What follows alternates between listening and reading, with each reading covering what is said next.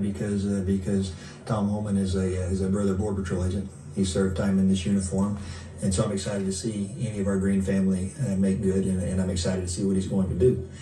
I can tell you that the interior enforcement and the deportations, what they represent is a consequence. They represent a consequence of not following our laws and coming into our country the right way. The fiscal year just ended, and there's been a lot in terms of enforcement, not just gang members, also narcotics and other dangerous migrant criminals.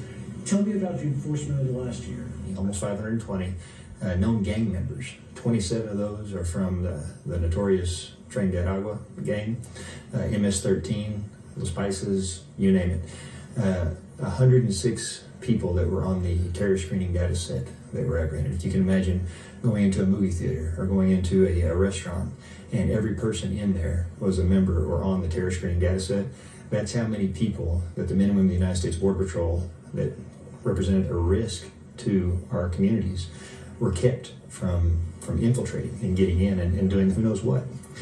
They were responsible for 35,000 criminal arrests. Now these people range from convicted murderers to narcotics traffickers to assaults, burglaries, you name it.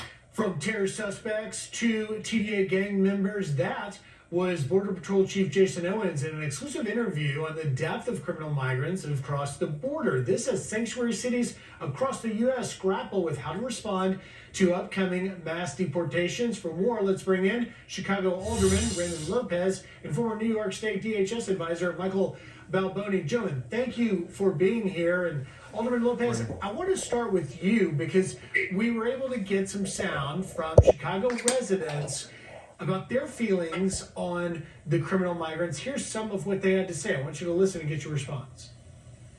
Here you are with another gritty property tax hike, trying to push the have-nots to house your precious illegal immigrants. You told Trump you ain't gonna blink, but we ain't either.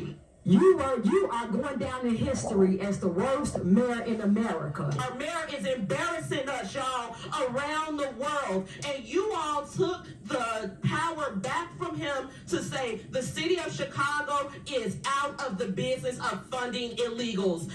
Alderman, it seems like the Chicago residents are not on the same page as the mayor.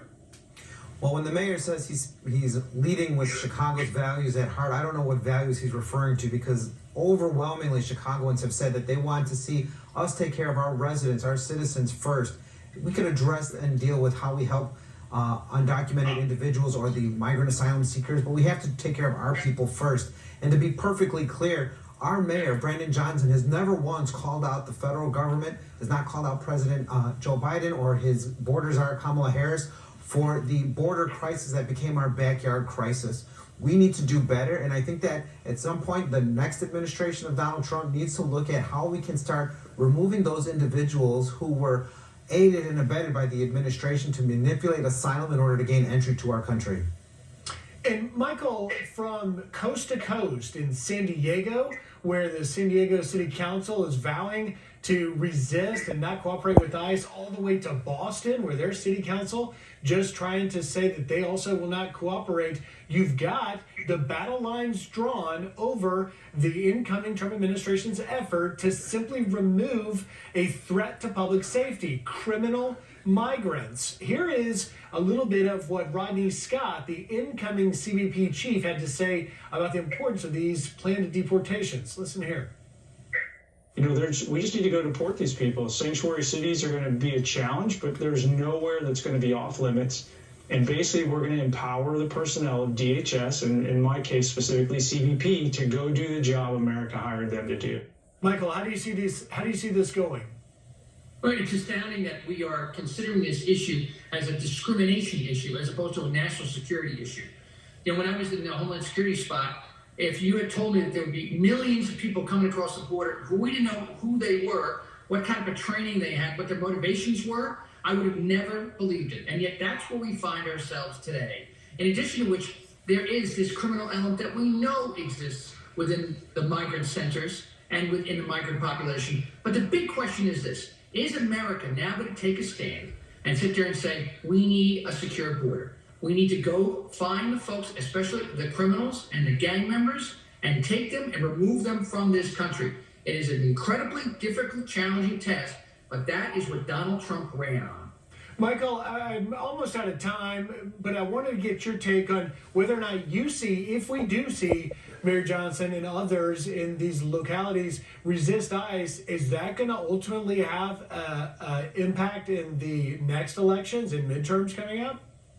I think it will, but here's the other thing. The federal government is incredibly powerful in so many different ways, and so I think that Donald Trump's a great negotiator, and they're going to work with these cities, the sanctuary cities, and sit there and say, let's reach an accommodation where we can get the bad guys out first, and then begin more deportations. And if you ignore that, I think you're going to pay a political price. And Alderman, I'm up against a hard clock, but 20 seconds, your final thoughts on where you see this headed. Look, I think if Donald Trump truly wants to be transformative, he can accomplish both things that he promised. He can deport all of those individuals who came here manipulating asylum, while also answering where Obama and Biden both failed, which was to give dreamers and those who are DACA eligible a path to citizenship. If he can do that, he will change the landscape for the voting public for a generation. And I think that people like Brennan Johnson, who are posturing now, are going to fall to the wayside once the federal government comes in and starts holding them criminally responsible for the laws that they are breaking when it comes to immigration enforcement. Alderman Lopez, Michael Balboni, we're up against our break. Thank you very much for your time.